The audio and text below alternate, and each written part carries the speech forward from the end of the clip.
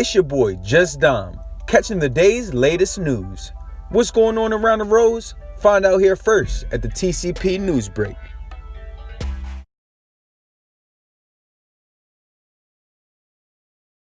Hello, good morning, everybody. Good Monday morning, and welcome to our TCP Newsbreak. We have a remarkable panel on today, this morning, for our newsbreak. We have the members of the African American Historical Society. How exciting is this interview? It will be educational. It will be informational, if I can say that. But before we begin, I do want to introduce our remarkable panel. To my left, we have Dr. Leroy Hopkins. Dr. Hopkins, how are you doing today? Oh, fine. How are you doing? I'm well. Thank you for joining us.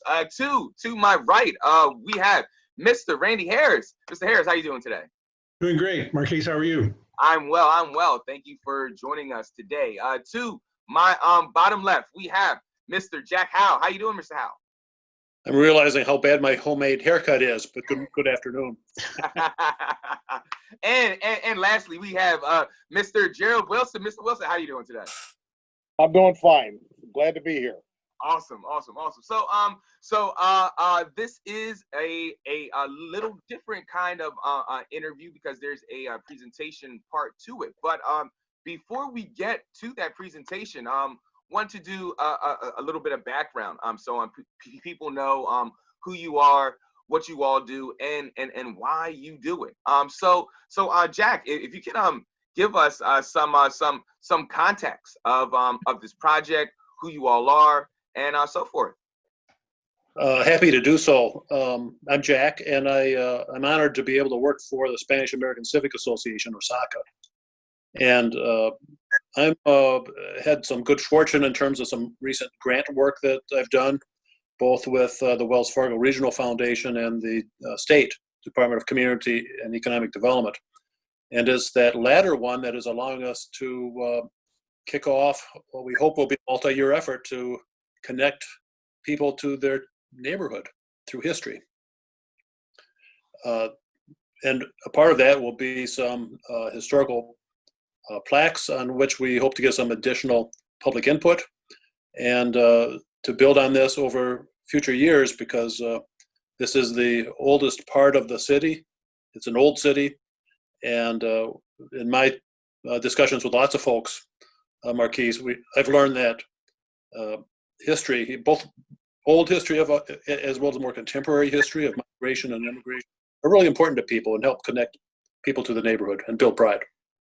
And Dr. Hopkins, can you tell us your involvement with the project and the importance of the African American Historical Society, especially to Lancaster? Sure. Well, I'm president of the African American Historical Society. I also serve on the steering committee of the Elm Street Project, which is what Jack Howell runs. And it's important. I'm from the Southeast area. I was born there. And there's history that needs to be recognized that has been partially forgotten. And it's important not just to us oldsters, it's important for young people to know that there is a past here, and that knowing that past, they can move forward. All right. And Mr. Wilson, can you tell us why you have been involved with this project as well as the African American Historical Society? Well, I'm one of the original persons involved in the inception of the African American Historical Society with Dr. Hopkins and Darlene Colon and the late Clyde Brown. Oh, we think he froze. It froze there. Persons that formerly lived in or are living in the Lancaster area or the south central part of Pennsylvania to know a little bit more about their own history.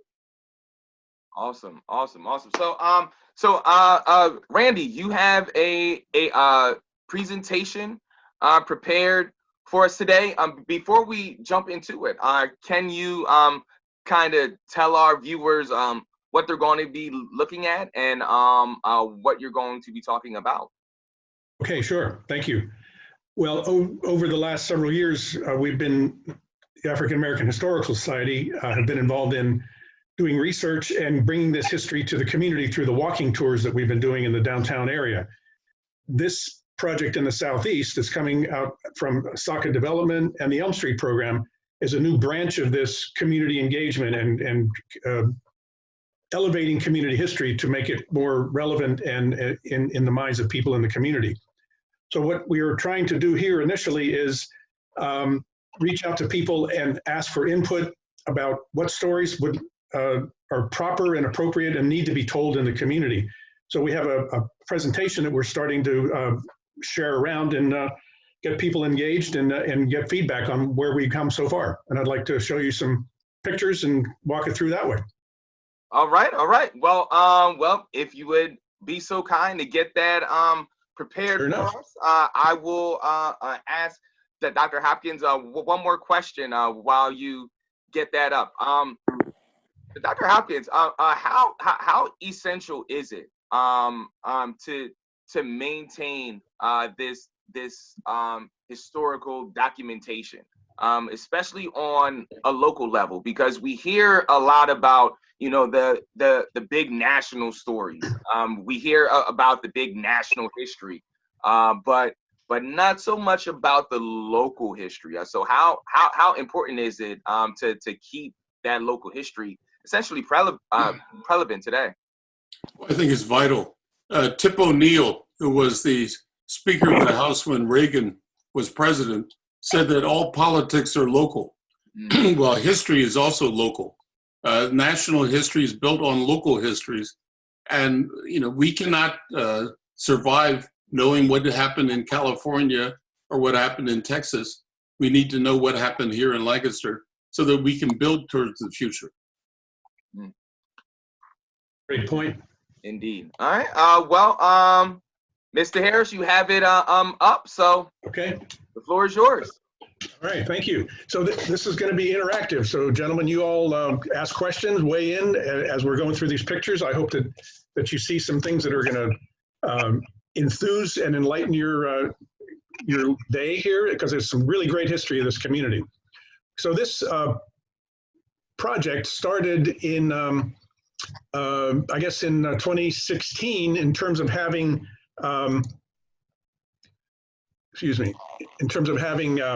genesis with a walking tour downtown.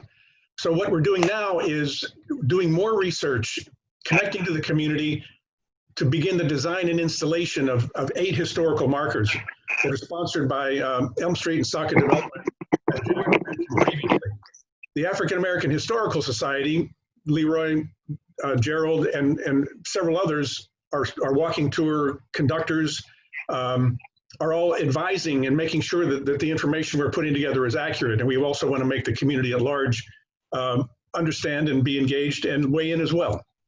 So this thing started, as I said, 5 years ago with the development of a downtown map, which then we all got together and put potential 25 sites and stories around the entire city that, again, as Leroy mentioned, have not been given as much attention as they should have over the years.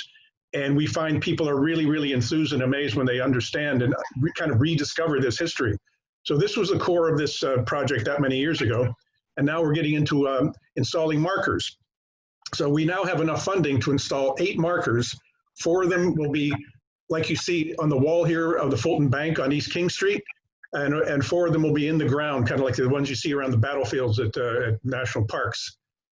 This is Kathleen Anderson. She's one of the vice presidents of the African American Historical Society, and she's telling a story about her great-great-grandfather, the noted barber and hairdresser Thaddeus Henry. So these stories can be told and brought alive through living presentations in front of these picture stories that we're putting together. So right now this is the map area we're talking about now, and we have put together a potential 16 sites throughout this several block area of the core of the Southeast that could be possible locations for these markers. And what we have are a listing of the marker by title, why it's important, what the topic is all about, and what the location is. And we're presenting these in poster form in presentations like this. And we will ask for the comments from the community about which of these 16 shall we take 8 and do the initial work to install these around the community over the next several months. So here you see some of the names of the specific sites that are under consideration and the stories. Some of these places have buildings associated with them. Others there's nothing there, but the marker will tell the story of what was there that we think is important. And we hope the community thinks is important too. So there's 8 of them. We can go through these and talk about them as you see fit, but we're just going to give you a sample of some of the research and pictures we've collected so far. So we go from back in the colonial era all the way up to the urban renewal and even to the work of Saka in the 1970s and 80s. Here you see number 16 down here at the bottom. So it's a combination of things that exist in this particular area, pretty much along Duke Street corridor, give or take a block, east and west. But if you look down here in the lower right, you see Stevens Greenland Cemetery. That's the first site that's on the list that we're looking at. And what we have here, this is an interesting piece of tax history that shows that this phenomenal guy named James Clendenin, an African-American painter and window installer, was able to buy his own, build a business and buy his own home according to the 1798 tax records that we've been able to find. So we're now researching whether this house on 515 Howard Avenue, used to be Middle Street, could be the house of James Clendenin from that time period back in the late 1700s. And if you notice, they give you the measurement right here of the house, 24 by 20 feet. They say it's brick and log, and they tell you how big the lot is. So we can make those comparisons from that old tax record and verify whether this is the site or not. Now we also have to get the approval of the neighborhood and the owner of that house, because we just can't go in and put a plaque on someone's house without their engagement and involvement. So it's step by step, and this is not going to be a top-down process. We really need to engage the community to figure out where and how these markers should be placed and what they should say on them. The final cut will be as accurate as we possibly can, but also the people and the buildings and the sites we're commemorating have to be as engaged with the community as well. So my story about Ebenezer Baptist was no longer here, but it used to be a chapel that St. James Episcopal Church set up in 1869. And I believe that Ebenezer bought this property, according to this date stone, in 1927. There's Dr. Hopkins standing on the street corner talking to a neighbor many years ago. See that? I was thinner then. You were. And see, through old photographs, here's the other thing we're going to do. These placards, these markers can only give so much information. A picture of a person, like a headline and a little bit of text. Each one of them will have a URL or a QR code that you can snap with your cell phone and take you to a website, which will be the African American Historical Society website, which will have backstories, pictures like this, that you can't fit on the marker. Well, Randy, go back to that picture. Yes. That's Leon Glover on the right. Right here? Right here. Yeah. And the man in the middle, that was my neighbor standing. Standing. Okay. Yeah. Is this Buddy Glover's father, grandfather? No, his father. Father, okay. I thought so. See, that all these stories will kind of come out when people see these things, and more stories will emerge, I'm sure, which happens in all my experience.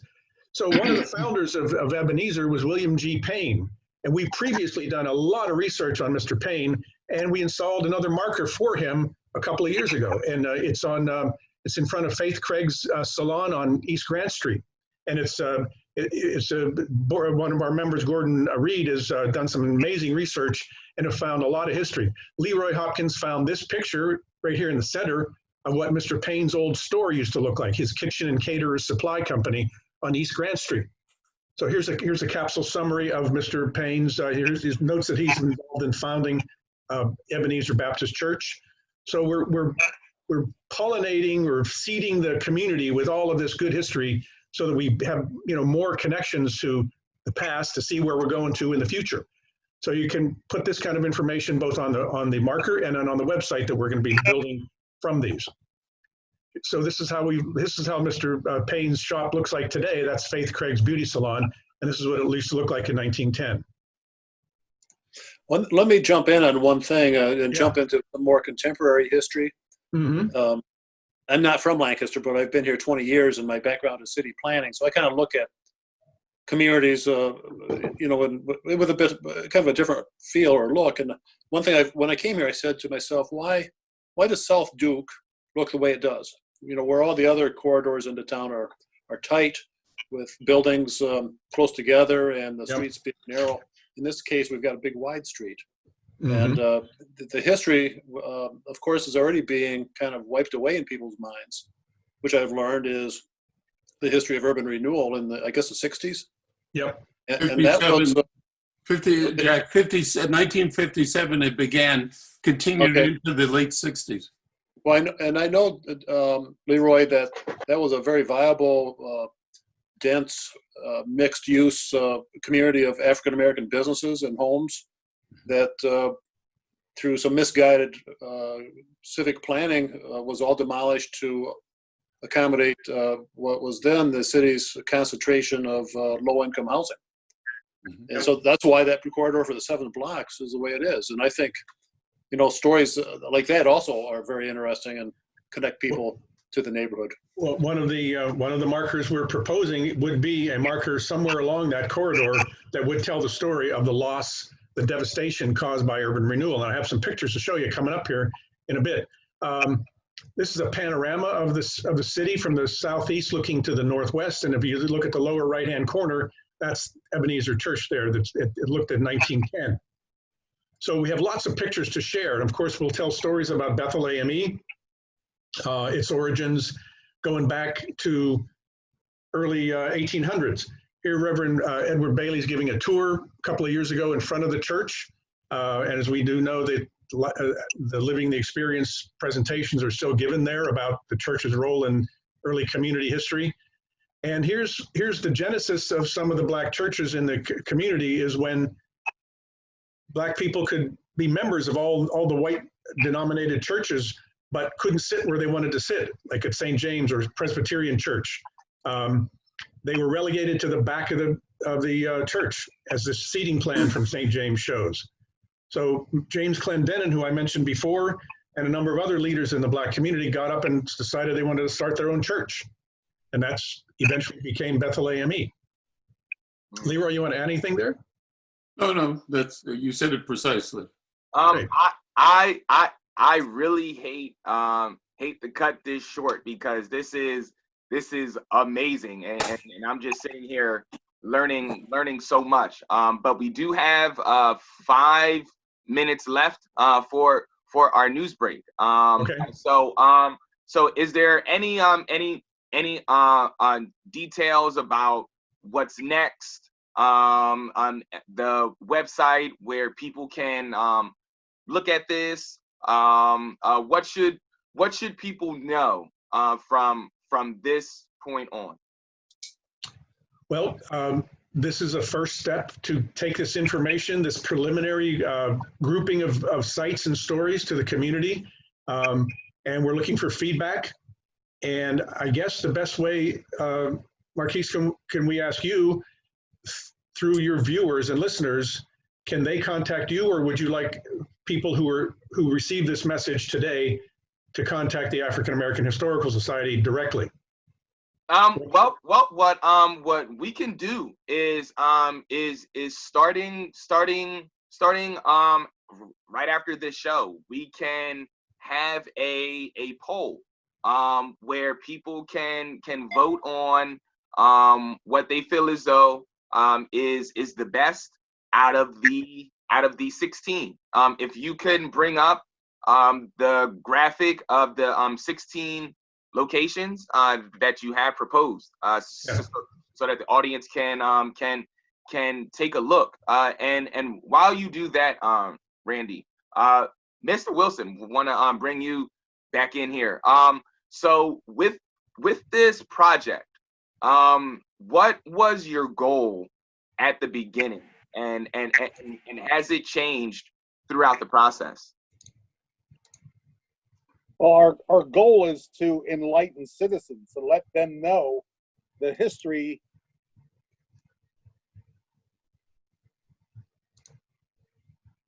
I think his phone froze. All right. And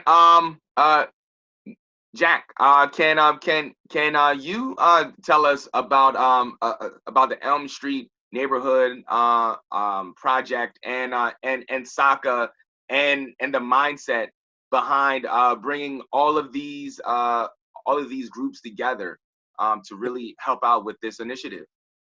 Whether it's Crispus Attucks or CAP or the Mix at Arbor Place or Tabor, we realize that to get things done, it's going to take a partnership with everybody. So this initiative, we don't want to be perceived as a SACA initiative. It's a community or neighborhood initiative. And the same is true with the other initiatives that we're receiving some funding for. As an example, we're adding some on-street parking spaces on South Lime Street. We're providing some great opportunities in arts and culture and public art. Youth and justice is another category, and each category has a couple of projects where we have some money earmarked over the next 5 years to make a difference. And each requires us to figure out who is the best at doing that. So as an example, I had a meeting today with Derek Birch at the Mix, and they do stuff that's associated with youth and justice. So we have an arrangement brewing with them to do the delivery of those things, not us. So in the same fashion, working with the African American Historical Society to do stuff that we don't know much about or can't do. So we bring in the experts and establish a kind of an arm's length transaction or agreement with these different organizations and say, lead the way and do a great job. And my job is really to try to coordinate this process and go get money for it. So I wanted to add, by the way, that we're going to have, as of Monday, I think, Randy, a large-scale map of the sites we're talking about now at the Cigar Building, where SACA's headquarters. So that's, if somebody wants to just see a hard copy of it, it'll be there at the front window. All right. So well, we can give the address of the African American Historical Society website, wherein people can go there and check out this information as well in their own time and look it over, and then send us an email about what you think of the project and which sites you think are important that we should be working with. All right, and on our end, after this show, we will have a poll for people to vote as well. So, ladies and gentlemen, please make sure that you vote. Your participation is vital. This is your history as well. It's great. Gentlemen, thank you for stopping by for this news break. It almost pains me to end this because I was just sitting here just learning so much. So in saying that, I hope that this has been the last time. I'm hoping that we can continue this conversation and we can revisit this and you all can come back on and talk about progress and even we can hit more slides for the slideshow, because I really feel as though that this is some vital good stuff that everybody needs to know, especially those that live locally. So, gentlemen, again, thank you very much. It was a pleasure. Any last words before we head on out? Forward. Thanks for having us. Yeah, No thanks for problem. having Stay well. Stay well. Yeah, stay well. Yes, indeed. Be safe, gentlemen, and yeah, we will talk to you soon. Have a good one. Bye-bye. Yeah, Bye. bye-bye. Get back to the show.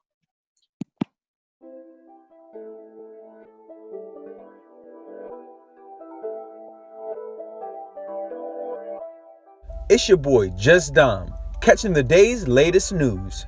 What's going on around the roads? Find out here first at the TCP Newsbreak.